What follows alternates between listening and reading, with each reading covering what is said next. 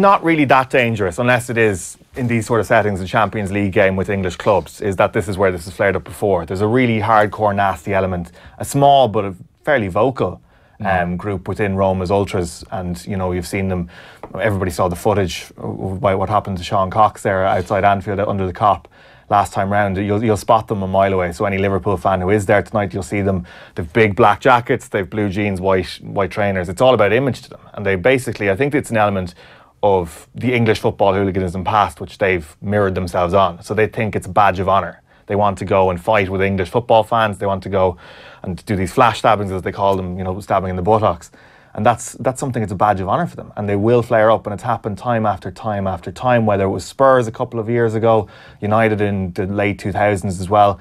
They'll just target and they will prey on people. It doesn't matter if the other side are getting involved in anything either. Has there been fallout from those incidents in the past? Because that's kind of the criticism here, is that it should have been anticipated, it should have been expected. Yeah. There should have been more policing ahead of the Liverpool game, and what the hell's going to happen tonight? It's hard to say. I mean, there's no secret. This has happened, as we say, so many times before.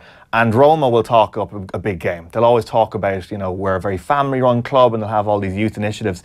But they've been very, very poor at weeding out this element, and that goes for every Italian football club, whether it's Napoli or Juve as well. The ultra and the power of the ultras in these clubs, in terms of just even the administrative power, like a lot of these, it's incredible, really. I mean, like, even if you look at what some of the shots from Anfield of the Roma end the last time, there was banners up saying free DDS. DDS is Daniele De Santis. He's a Roma ultra who shot dead a Napoli ultra outside the Italian Cup final a few years ago. And this is something like, I mean, the Roma as a club, they know who all these people are. Yeah. They have, like, if you'll see photos of Francesco Totti shaking hands with these people and, you know, going over to plead with them because they've had the power to stop games before, and they've, you know, run managers out of town. And it's for an international football club to, you know, run the rule to be run over them by 40 to 50 ultras is pathetic, really. The cops have banned alcohol around the area in the stadium. So there's the stadium on the map.